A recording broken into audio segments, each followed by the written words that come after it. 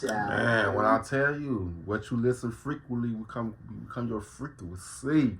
You know what I'm saying? I always go by that code, bro. What you listen frequently become your frequency. Hell yeah. Hell yeah, bro. I stand by that statement.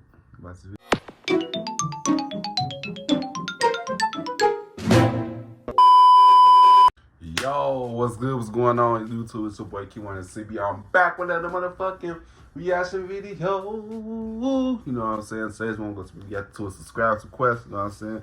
Today's one I'm going to be reacting to top 1,500 songs you should never listen to. You know what I'm saying? Y'all already know that the music industry is demonic as hell. You know what I'm saying? But I'm just letting you guys, the ones who don't know that the music industry is very demonic. Yeah. But shout out to the person that told me to be out to shouts to y'all, shouts to you, you know what I'm saying? You like to give a thumbs up, you don't give a thumbs down, y'all know why. I really don't care, just you too, you know what I'm saying? Yes, squad, as it gets straight to this video, man. And don't forget to comment down below on what you guys want me to react to or do next. And I will get to it, you know what I'm saying? Also, the fastest way to get to me, if you want to get in contact with me, is on my Instagram, AQ1CB, you know what I'm saying? Just shoot me a DM on what you want me to react to or do next. I got y'all. But without further ado, let's get straight to this video. Let's get it. Alright. Full screen, let's get it. Number 15, My Way. Well, you probably don't think karaoke is even slightly dangerous. There have been 6 to 12 cases of people taking lives when Frank Sinatra's My Way has been sung at karaoke bars in the Philippines. And it is my way. Leading many to wonder if the song is haunted. Some say that the song is sung frequently in Filipino karaoke bars, where karaoke is a favorite pastime, so the fact that it corresponds to up to 12 people passing away since its popularity on the Billboard Hot 100 chart in 1969 is mere coincidence. Then again, others claim the song's aggressive lyrics make listeners lash out. Let's take a look at some of these incidents. From 2000 to 2010, 6 My Way related incidents occurred, leading to the phenomenon. One of them involved a 29-year-old singer who had his life taken at a karaoke bar by the security guard as he sang the song in 2007. The security guard was later arrested, and in response to why he took the man's life... Man, I ain't gonna lie, bro. Some of these songs, the lyrics, it's like casting a spell or some shit. I don't know, bro. This shit be crazy, bro. Yeah, a lot of people don't know that these lyrics that they be singing, they got some type of frequency with them, bro. Like some type of energy. You know what I'm saying? It's like some type of ritual or some type of something. Some music, I'm telling y'all, bro. That's his video. The guard said he was singing off-key and refused to stop, so he took the man's life in front of everyone there. People became so superstitious about the song that many bars in Manila removed My Way from their karaoke machines' playlists. Do you believe the song is really haunted like they think, or do you think it's merely a scary coincidence? Number 14, The Cruel Mother. There was a lady in the north,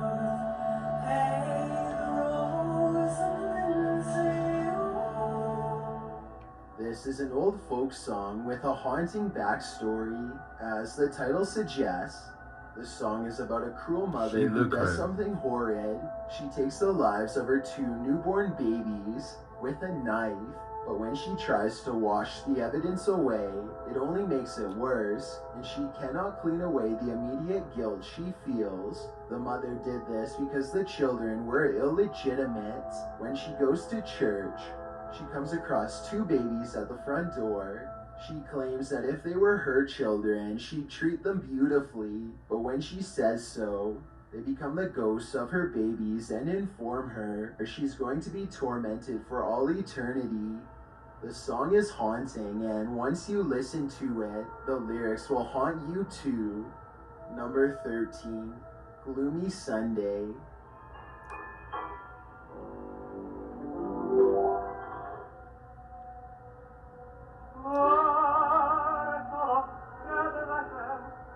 travel to Hungary and listen to one of the country's most popular songs, Gloomy Sunday, and you may not live another day. At least that's what some people believe. Commit suicide? They say the song is haunted, and they have reason to think so. Piranha Records producer Yusuf Sahili put together a collection of several versions of the 1933 song. He asked several artists all over the world to cover this song and submit their versions. Sahili called the compilation one of the saddest songs on the planet. The song is about taking your own life, but when various artists got their hands on the task, slight tempo changes, and the... I ain't gonna lie, bro. Man. It's like they use music. You know, music is it's a universal language, you know what I'm saying? It comes in different frequencies. You know, some frequencies in your mind can make you do crazy shit though, you know what I'm saying? It's some good frequencies and some negative frequencies. You know what I'm saying? Like I feel like some of the people who do music, they use the music as a tool to get back at people and shit, bro. When I'm telling y'all, music is the strongest language in the world, bro. Anybody could relate to music, you know what I'm saying? Yeah, man. Some people use that shit to stray people and shit. It's a really spiritual thing, bro. And people don't even see it as a spiritual thing, in which it is. You know what I'm saying? Yeah, man. That's the video. Music was produced put a spin on Gloomy Sunday, making it sound even happy. The original lyrics in Hungarian were titled, "The World is Ending," but the song took a turn, writing about the thoughts of taking your own life. It's like they manipulated and shit, turned to a bad one. I'm telling y'all, bro, like I just said, bro, the music has a negative frequency and a positive frequency to it, bro. If something in the music industry, they use it and to manipulate it and to make people do shit. You know what I'm saying? Someone whose lover had passed away, these became the more popularized lyrics. While some of the artists approached by Sahili were happy to try their hand at the song, others were more superstitious, with one saying, "I don't want to go near that song. It's totally haunted and cursed. I want to live." Urban legends do haunt the song, as some claim that a large number of lives lost were completed while listening to Gloomy Sunday, with some 1930s press clippings reporting at least 19 people taking their lives in both the US and Hungary. The song was then allegedly banned by radio stations. But all of this is largely unsubstantiated. The composer himself actually did take his own life, however. In 1968, 35 years after writing Gloomy Sunday. So whether the song is cursed or not, it will be forever haunted by his spirit. Number 12. They also somebody committed suicide, bro.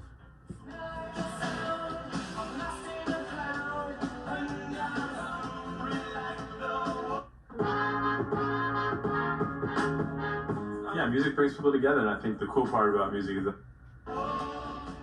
whether this song is haunted or Diane Downs is just a psychopath, once you hear her story, this song will haunt you. In 1983, Downs, a mother of three, she looked crazy, began to see a man who did not no want fucking children. eyebrows. So instead of doing what a normal person might do, break up and move on, Downs decided taking the lives of all three of her children was the best way forward. And so one summer evening, she pulled... Like, I don't understand that shit, bro. Why would you take the life of your damn kids, bro? I don't understand it. That's some selfish ass shit. That's some selfish ass shit, bro. And when I tell y'all, we in the spirit, we been having spiritual warfare for a long time, bro. Like, spirits, bodies be getting hacked by these spirits and shit, bro. You know what I'm saying? Like, with these drugs, whatever, man. All this, man, bro. This spiritual war going on, good versus evil, bro. That's the video. over her car as she was out driving with Hungry Like the Wolf playing on a tape cassette. She looked crazy. Tape deck. It was there that she attempted to take the lives of all of her children. One of her daughters passed away, while the other 2 children lived. She was charged for her actions in May of 1983, to which she claimed that an attempted carjacker was at fault. However, the jury believed otherwise, and they convicted Downs in 1984. She received a life sentence. During the trial, Hungry Like the Wolf was played for the courtroom, and Downs smiled and tapped her foot along with the music, apparently completely free of any guilt tied to her actions against her own children. Downs never wavered from her story that an attempted carjacker was responsible for her daughter's passing. If Diane Downs' story doesn't haunt you whenever you hear Hungry Like the Wolf, I don't know what will. Number 11, Sesame Street. What? Oh, don't fuck with my childhood now. Don't fuck with my childhood. Don't fuck with my childhood. I grew up listening to Sesame Street. I used to watch Sesame Street. But, yeah, man, they put all this shit in these TV shows and shit to fuck up our kids, to fuck up the children's mind, bro. Like, it's so crazy that we just not noticing shit once we get older and this shit, bro. Like, this shit crazy. That's a video. Big Bird. Most of these people, they be pedophiles and shit. I'm sure you weren't haunted by the theme to Sesame Street when you were a kid, but certain prisoners are haunted by the taunting melody, as they were forced to listen to it on repeat to make them mentally break.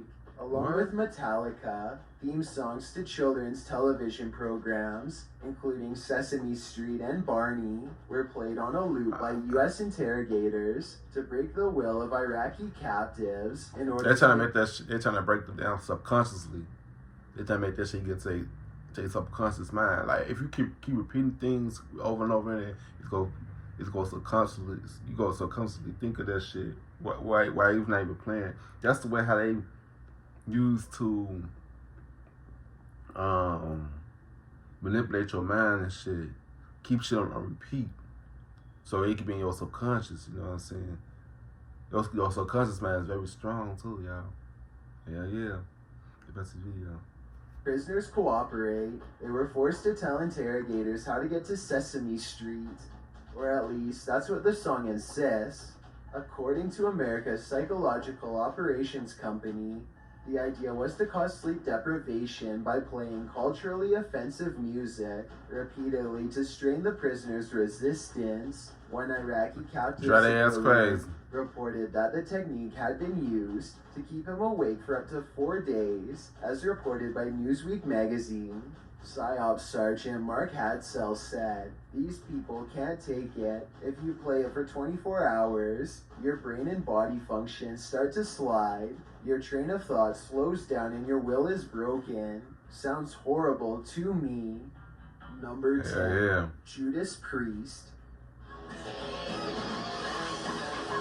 They look crazy. Look. Heavy metal seems to be one of the more controversial music. What I tell y'all, look at that shit, bro. Satan has hacked. I'm telling y'all, the music industry is so demonic, bro.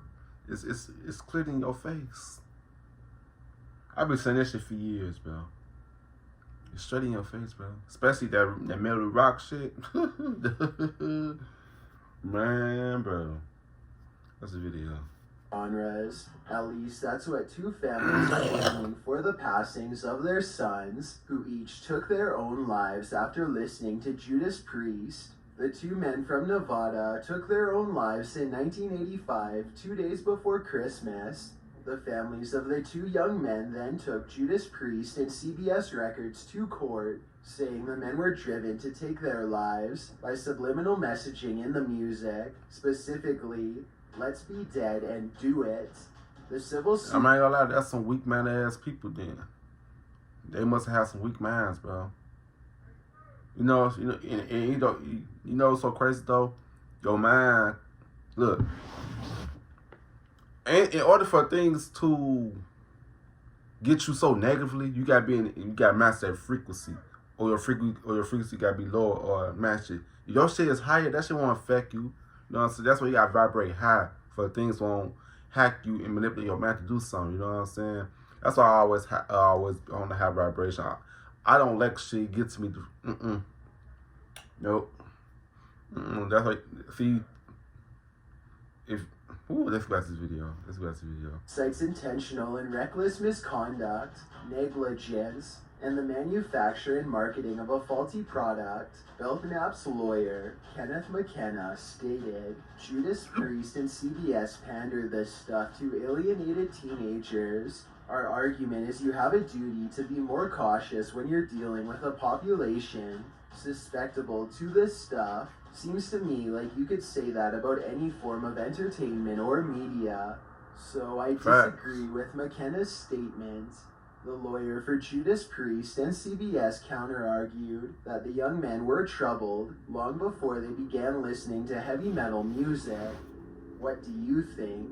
Did these haunting subliminal messages lead the pair to commit these actions? Whether they did or not, Belknap and Vance did take their lives at a church playground while listening to music by Judas Priest. The biggest Halloween events in America are less than 4 hours away in St. Louis. A horror night. Number 9, Love Roller Coaster.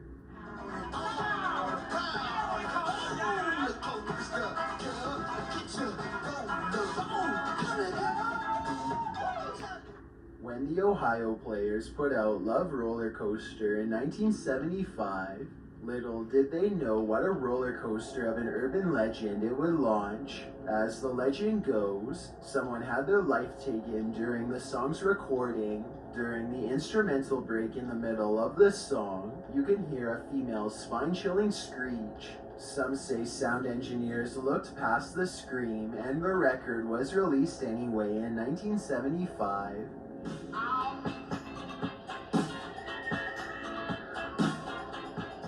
So was the scream one of someone passing away, or was it simply hidden in the recording for the sake of allure?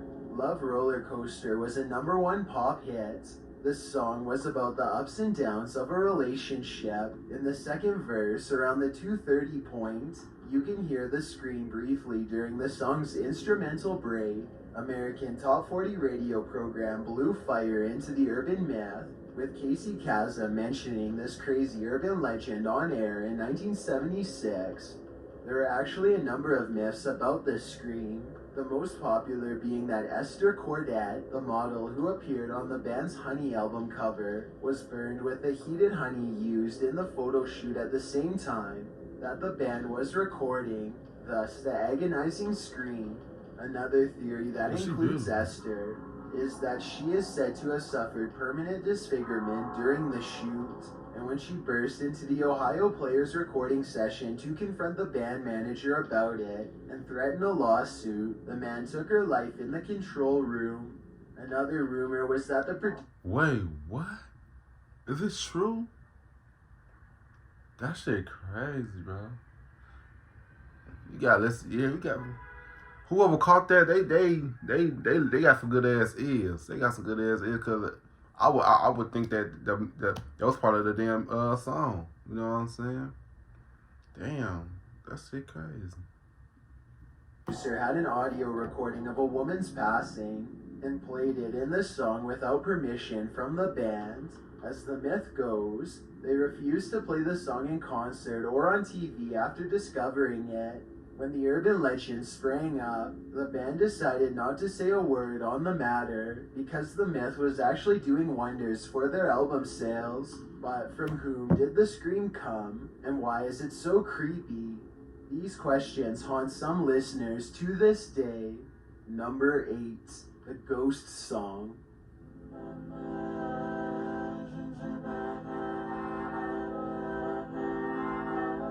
That shit look creepy as hell.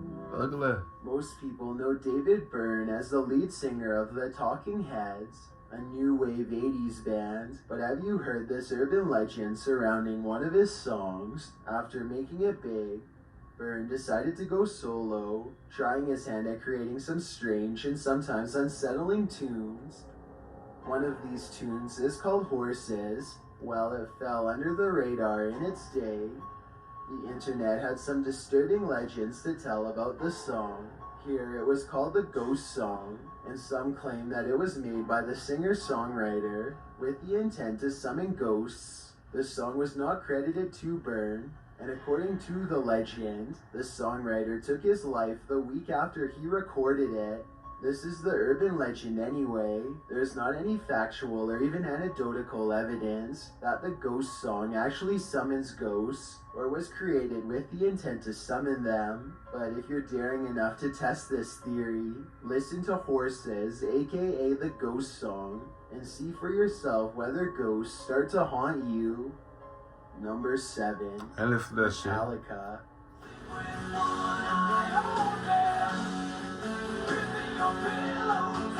I feel like people with them Remember straight those songs. prisoners we talked about earlier? Well, Metallica's greatest hits are more than likely amongst the songs that will haunt them. While being serenaded with Sesame Street and Barney might sound horrific enough, imagine being blasted awake by Seek and Destroy, Enter Sandman, or Fade to Black.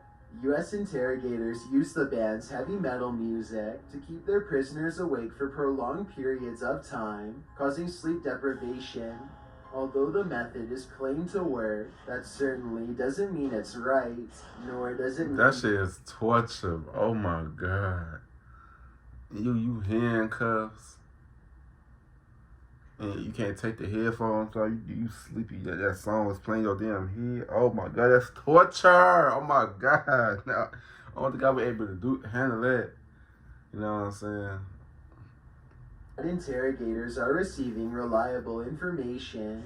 Some prisoners would say anything to get the music played on repeat for days on end to stop. Whether or not you consider this bad, these songs were used in horrible ways and are sure to haunt those they were used against. Number 6. Das Melfits. The fuck is that?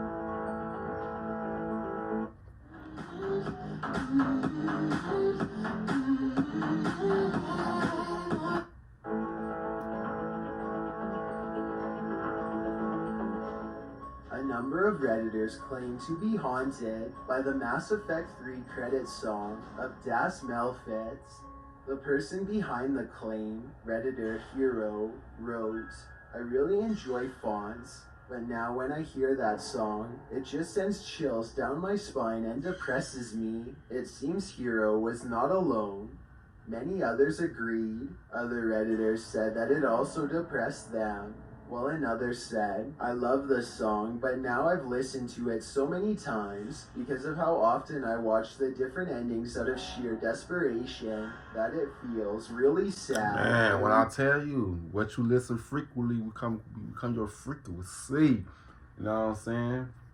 I always go by that code, bro. What you listen frequently will become your frequency. Hell yeah. Hell yeah, bro. I stand by that statement about this video. And it haunts so many on Reddit. That's why I don't listen to like that. Hell no, I ain't gonna sit right in my The video spirit. game Hell ended. no. The attachment they felt to the game was like losing a limb. The Determinator suggested wisely that the song reflects the game itself. It was a build-up and then a sudden ending, going nowhere, much like the game. Anyone else ever been haunted by a song that reminds them of something they felt attached to? Number 5. SpongeBob. Have you ever heard the SpongeBob theme song played 800% slower? Well, you probably shouldn't, or it will haunt your dreams.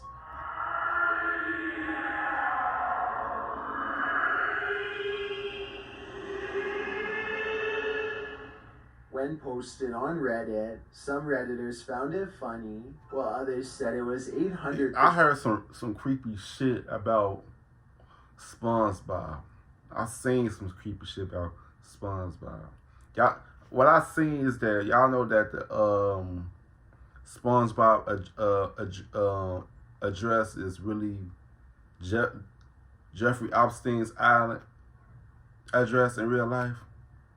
What I'll tell y'all what they put in these cartoons is connected to reality, bro. That shit is crazy, bro. I won't even never look at SpongeBob the same, bro. SpongeBob was really one of my favorite TV shows growing up. Let's see the video.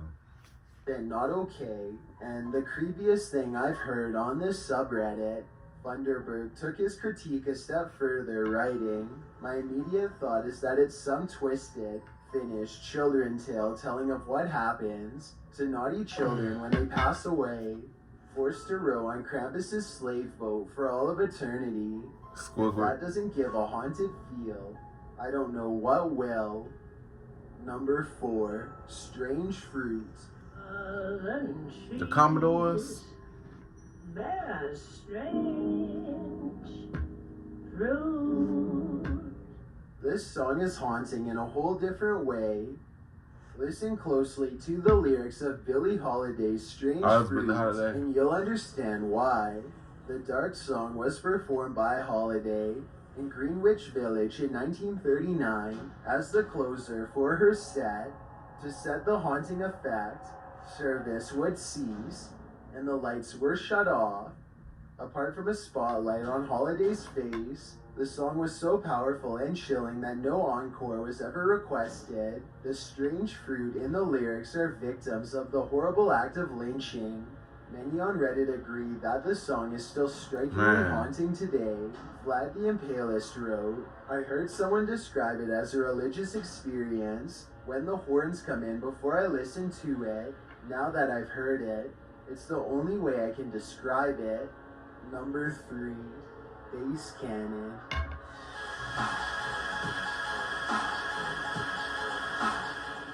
According to a dubstep forum conversation, you might want to skip this dubstep song unless you want your eardrums to burst, or worse. In a discussion between 3 users, Porky claims that after downloading the song Bass Cannon by Flux on iTunes, he doesn't recall the song sounding quite like the version he downloaded.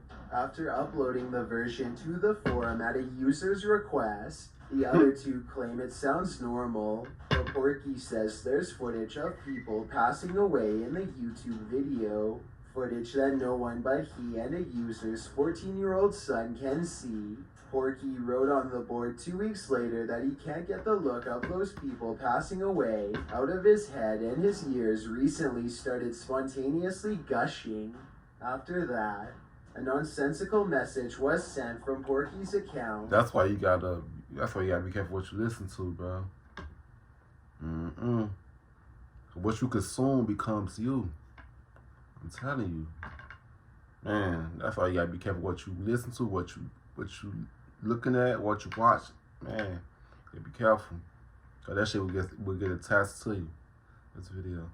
After which he was allegedly found passed away, with his ears cut off and hung by the electrical cord of his headphones. Even more horrifyingly, Bass Cannon was playing on repeat. Is it a haunted song, or just an urban legend? Number 2, Ozzy's Solution. That's Ozzy Osbourne. Similar to the Judas Priest Osbourne incident, a string of other young males took their own lives allegedly after listening to a particular Ozzy Osbourne song. One of these young men was 19-year-old John Daniel McCullum, who took his own life in bed in October of 1984 while listening to the song. McCullum's father said he's a perfectly normal kid there who really doesn't show any signs of any depression at all. And them be the ones that you gotta be careful that you gotta watch, bro. The ones that always seem the happiest be the saddest ones, bro. You gotta be careful. You gotta. Man, people be so strong, but some people don't be strong for too long, bro. Yeah, man. The ones that seem the happiest to be the saddest. Cause they do that shit that's keep from being sad, you know what I'm saying? Yeah, that's the video. 6 hours he's passed away. No one could explain it. The only thing we know is that he was listening to this music One line in Osborne's lyrics was about how taking your life is the only way out. Could this single line really haunt someone enough to take their own life? Only if your Colin's frequency entire is low. family believed that it was the music Or vibration low, that yeah. caused They take him control to of you. do it. Well, Osborne offered his condolences.